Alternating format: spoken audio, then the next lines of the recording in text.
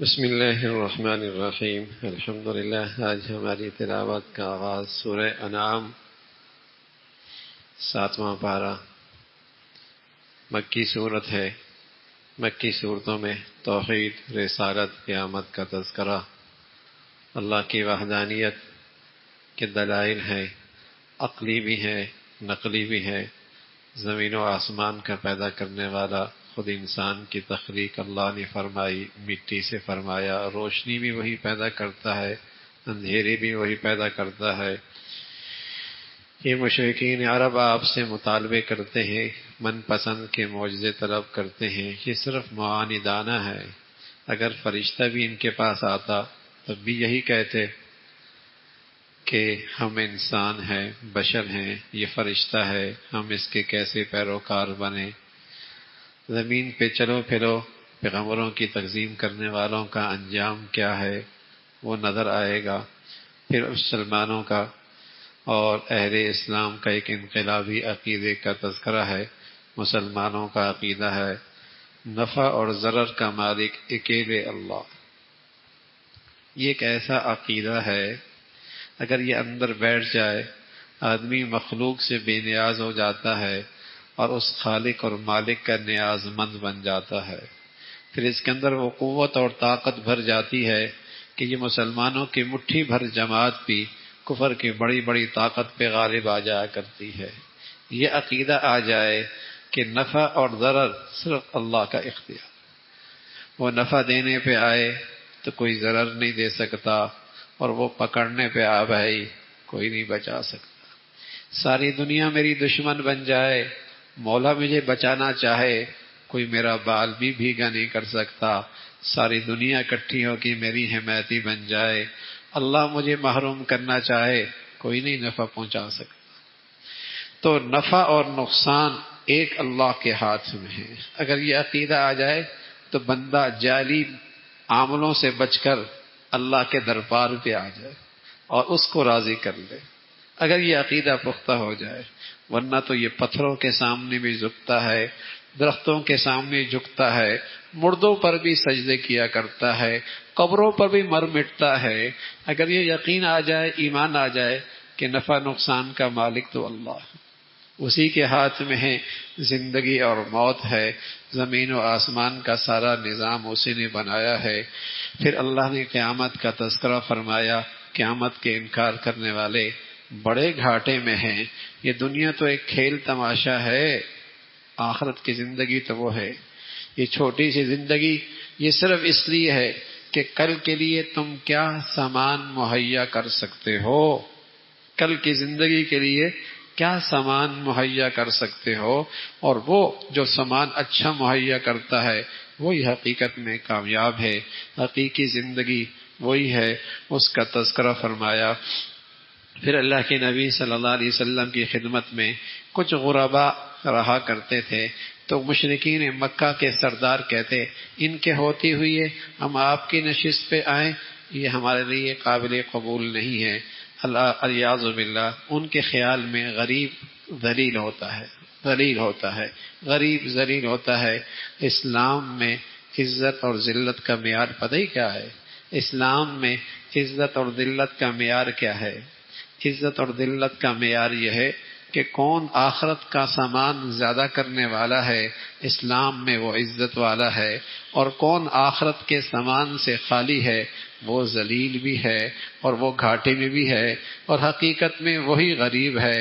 اور جس کی ساری زندگی اسی دنیا کے گرد گھومتی ہے اس کے ہاں عزت کے معیار اور ذلت کے معیار اور ہیں۔ جس کے پاس دنیا کا عہدہ، منصب اور اسٹیٹس مل جائے وہ اسے عزت دار سمجھتا ہے، اور جو ان چیزوں سے خالی ہو جائے اسے وہ ذلیل سمجھتا ہے۔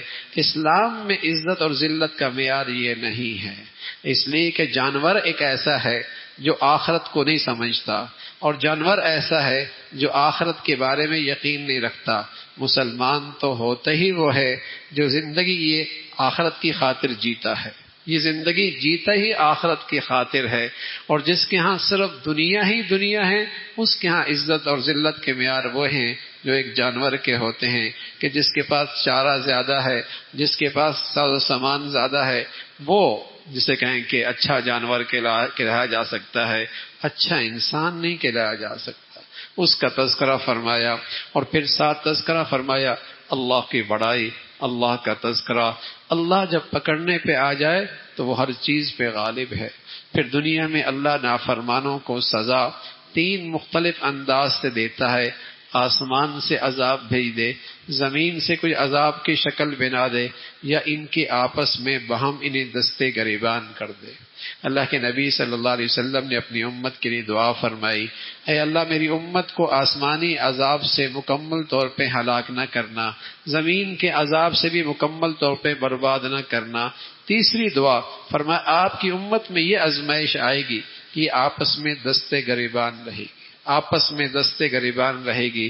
اور پھر تذکرہ فرمایا بری صحبت سے بچو، بری صحبت سے بچو، بری سوچ بری نظریات رکھنے والوں کی صحبت سے بچو، اس لیے کہ صحبت کا اثر اڑتا ہے۔ بس اوقات آدمی کے اندر برائی سرایت کر جاتی ہے بروں کی صحبت میں بیٹھتی ہوئی ہے، اور اسے اندازہ بھی نہیں ہوتا۔ بس اوقات برائی کا اثر یہ ہوتا ہے کہ اسے برائی نہیں لگتی، بروں کی صحبت میں بیٹھ کر اس کی مذمت فرمائی اور اس سے روکا اور اس کا تذکرہ فرمایا۔ پھر حضرت ابراہیم علیہ السلام کا تذکرہ ہے۔ اللہ کے توحید کے سب سے بڑے علم بردار، بڑی آزمائش تھی، گھر میں والد خود شرک کرنے والے تھے، ابراہیم علیہ السلام نے ان سے بھی برات کا اعلان فرمایا۔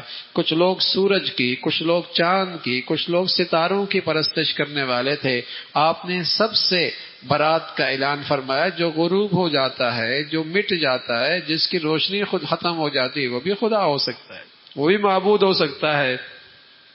پھر اللہ رب العزت نے ابراہیم علیہ السلام کے بعد مختلف انبیاء کا تذکرہ فرمایا، سبھی توحید کے علم بردار تھے اور ایک اللہ کی وحدانیت پہ یقین اور دعوت دینے والے تھے، اس کا تذکرہ فرمایا۔ شرک میں تبھی مشرک مبتلا ہوتا ہے اسے اللہ کی پہچان نہیں، اللہ کی قدرت نہیں جانتا، اللہ کی بڑائی سے واقف نہیں ہے، اس کا تذکرہ فرمایا۔ پھر اس کی قدرت بتائی کہ کیسی ذات ہے، گٹھلی ہے اور اس کو اللہ رب العزت پھاڑتا ہے، اور اس پھاڑنے کے اندر سے کس طریقے سے اللہ سبزہ پیدا کر دیتا ہے، اور ایک ایسا سبزہ جو بہت ہی نازک لیکن گرم سرد ہواؤں میں اللہ اس کی حفاظت کرتا ہے اور اسے پروان چڑھتا ہے۔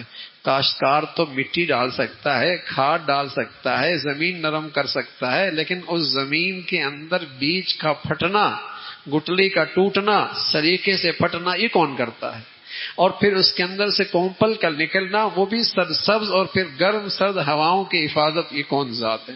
یہ اس کی قدرت ہے اور اسی کی شان ہے۔ وہی مردوں سے زندہ اور زندوں سے مردہ پیدا کرنے والا ہے۔ رات دن کا سارا نظام یہ اسی کی قدرت کا مظہر ہے۔ وہی تو ذات ہے کہ زمین بھی ایک، کھاد بھی ایک، بیج بھی ایک، محنت بھی اس پہ ایک جیسی، لیکن نکلنے والے پھل کی رنگت مختلف ہے، ذائقے مختلف ہیں، سائز مختلف ہیں۔ بیج ایک ہے، رنگ محنت ایک جیسی ہے، کھاد ایک جیسی ڈالی گئی، پانی ایک جیسا ڈالا گیا، لیکن رنگت مختلف ہے، ذائقے مختلف ہیں، سائز مختلف ہیں۔ یہ وہ اللہ ہے جو زمین و آسمان کا پیدا کرنے والا ہے، اور اس ذات کے نہ ذات میں کوئی شریک ہے نہ صفات میں کوئی شریک ہے۔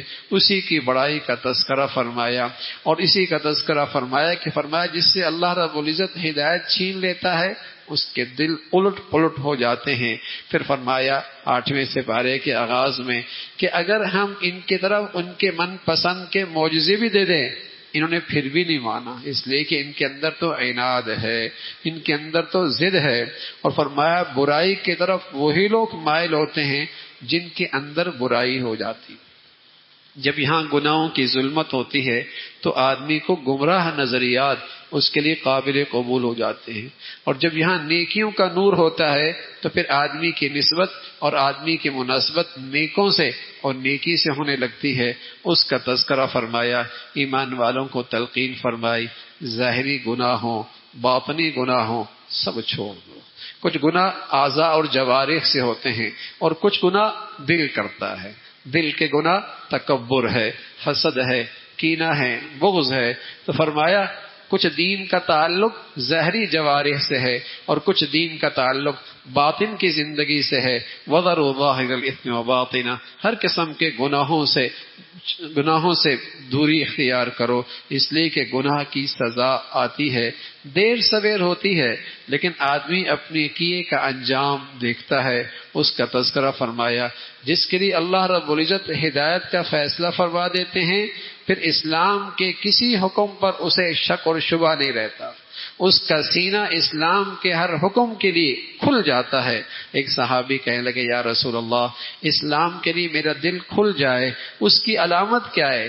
فرمایا جب نور ایمان کا اندر اترتا ہے ہدایت کا، تو اس کی علامت یہ ہے کہ التجافی عن دار الغرور والانابۃ الی دار الخلود والاستعداد للموت قبل النزول۔ اس کی علامت یہ ہے کہ جب ہدایت کا نور آتا ہے کہ دنیا کی زندگی سے آدمی کا دل اچاہٹ ہونے لگتا ہے، اور آخرت کی زندگی کی طرف آدمی کا دل مائل ہو جاتا ہے، اور اپنے وطن اصلی جانے سے پہلے اس کی تیاری میں مشغول ہو جاتا ہے۔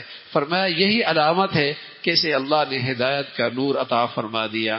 اسی کا تذکرہ فرمایا، اور ساتھ ساتھ اس بات کا تذکرہ کہ اللہ رب العزت کا ایک نظام ہے کہ جب افراد اللہ کی نافرمانی اور اللہ کی حقوق، اللہ کے احکام نافرمانی کرتے ہیں، تو پھر بس اوقات اللہ اپنے بندوں میں سے دنیا ہی سے کچھ ظالم ان پہ مسلط کر دیتا ہے، یوں ظالم کے لیے عذاب کا باعث بنتا ہے۔ اس کا تذکرہ فرمایا۔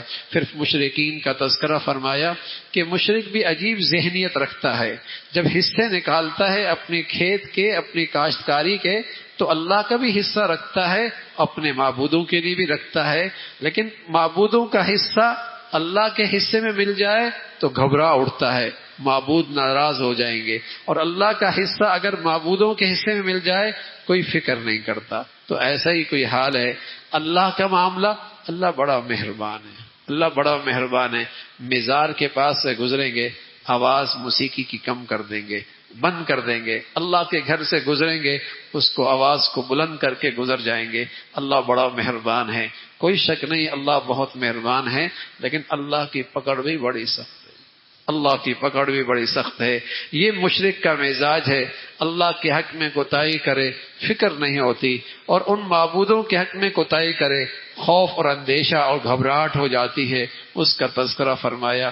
پھر بتوں کے نام پہ بچے وقف کر دیتے ہیں، اور بتوں کے نام پر پھر جانور پیش کر دیتے ہیں، اور ان کو اپنے اوپر حرام قرار دیتے ہیں۔ اس کا تذکرہ فرمایا۔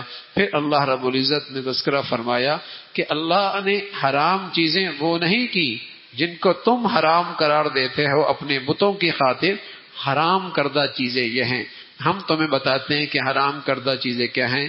شرک کرنا حرام ہے، والدین کی نافرمانی کرنا حرام ہے، اور اولاد کو کسی کو ناحق قتل کرنا حرام ہے، اولاد کو قتل کرنا حرام ہے، یہ حرام ہے۔ یہ ایک ایسی قرآن کی آیت ہے کہ مفسرین نے لکھا اگر کوئی یہ کہہ دے کہ اللہ کے نبی دنیا سے تشریف لے گئے تو امت کو کیا وصیت نامہ دے کر گئے، تو یہ آیت امت کے ایک وصیت نامہ ہے، اور اس آیت کے اندر تمام آسمانی کتابوں کا خلاصہ موجود ہے۔ تمام آسمانی کتابوں کا خلاصہ یہ ہے کہ ہم تمہیں بتائے ہیں کہ اللہ رب العزت نے کن چیزوں کو حرام قرار دیا۔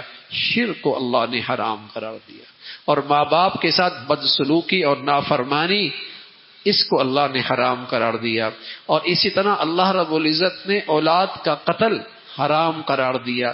بھوک کی وجہ سے اس زمانے میں قتل کیا جاتا تھا کہ ہماری معاشی حالت اچھی نہیں، اولاد آ گئی، کھائیں گے کہاں سے؟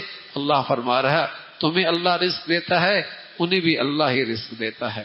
پھر اولاد کی قتل کی ایک شکل یہ بھی ہے کہ اولاد کو دینی تعلیم اور دینی تربیت نہ دینا، اور بے دینی کے ماحول میں اسے آزاد چھوڑ دینا، یہ بھی اولاد کا ایک لحاظ سے روحانی قتل ہے۔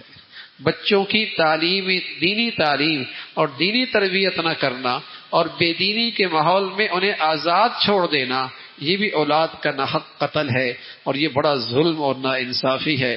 لیکن یہ سب کیوں ہوتا ہے؟ تاکہ اس کی زندگی کا معیار اچھا ہو جائے، یہ سب اس لیے کہ اس کے معاشی مسائل حل ہو جائیں، معاش کی خاطر یہ سب کچھ کر رہا ہوتا ہے، اور اس کا دین اور اس کا ایمان اور اس کا شرم و حیا اس کا جنازہ نکل رہا ہوتا ہے، یہ بھی اولاد کا ناحق قتل ہے، اس کی مذمت فرمائی۔ اور اسی طرح فرمایا ناحق قتل کرنا اور یتیموں کا مال کھانا، اور اسی طرح ناپ تول میں کمی کرنا، فرمایا جب بھی بات کرنا تو انصاف کی بات کرنا، جب بھی عہد کرنا تو عہد کو پورا کرنا۔ یہ ایک عہد نامہ ہے مسلمانوں کے لیے، یہ اللہ کے نبی کی طرف سے ایک وصیت نامہ ہے مسلمانوں کے لیے۔ یہ چیزیں حرام کردہ ہیں کہ والدین کے ساتھ ہمیشہ حسن سلوک سے پیش آؤ، حرام ہے ان کی نافرمانی کرنا۔ اپنی اولاد کی دینی تربیت کرو اور ان کے اچھے اخلاق کی تعلیم دو۔ اولاد یتیم کا مال تمہارے پاس آ جائے اس میں احتیاط سے خرچ کرو۔ جب تم کاروبار کر رہے ہو تم ناپ تول میں انصاف سے کام لو، اور جب بھی تم کسی سے وعدہ کرو اس وعدہ کا پورا کرو۔ جب بھی کہیں تمہیں فیصل بنایا جائے اور حکم بنایا جائے اور کسی معاملے میں تم سے بات پوچھی جائے تم ہمیشہ انصاف کی بات کرو، اس کا تذکرہ فرمایا یہ ہے سیدھا راستہ، اور اس کے علاوہ جتنے راستے ہیں وہ گمراہی کے راستے ہیں۔ پھر فرمایا اللہ کی خاص رحمت ہے اور اس کی خاص مہربانی ہے کہ تم ایک نیکی لے کے آؤ گے اللہ اس کا اجر 10 نیکیوں کے صورت میں عطا فرما دیں گے، لیکن برائی ایک کرو گے سزا بھی ایک ہوگی، لیکن اس کی رحمت ہے ایک پہ نیکی پہ اللہ 10 عطا فرمانے والے ہیں۔ اور رمضان کے گھڑیوں میں تو اس کی شان ہی کچھ اور ہے، ایک پہ اللہ 70 گنا دے رہے ہوتے ہیں، ایک پہ اللہ کریم 70 گنا دے رہے ہوتے ہیں۔ اس مہینے کے اندر تو اللہ کی طرف سے نوازنے کے بہانے ہوتے ہیں۔ پھر فرمایا اے نبی آپ کہہ دیجئے کہ میرا خدا ایک ہے اور اس کا کوئی شریک نہیں، اور آپ کہہ دیں کہ میری نماز بھی اللہ کے لیے اور میری قربانی بھی اللہ کے لیے اور میرا جینا مرنا بھی اللہ کے لیے، اللہ کے لیے۔ یہی مسلمان سے مطلوب ہے کہ مسلمان جی بھی اللہ کے خاطر اور مسلمانوں کا مرنا بھی اللہ کے خاطر ہو۔ فرمایا اللہ رب العزت نے دوسری قوموں کے بعد تمہیں پیدا فرمایا اور تم میں سے مختلف لوگ، کچھ امیر، کچھ غریب، کچھ خوشحال اور کچھ معاشی لحاظ سے آزمائش میں۔ فرمایا یہ بھی ایک امتحان ہے، جسے اللہ نے دیا وہ شکر کتنا کرتا ہے، اور جسے اللہ رب العزت نے تھوڑا دیا وہ صبر کتنا کرتا ہے، دونوں اللہ کی فرما برداری کتنی کرتے ہیں۔ اللہ رب العزت بہت جلد حساب لینے والے ہیں، وہ بڑی بخشنے والی مہربان ذات ہے۔ اللہ عمل کی توفیق نصیب فرمائے۔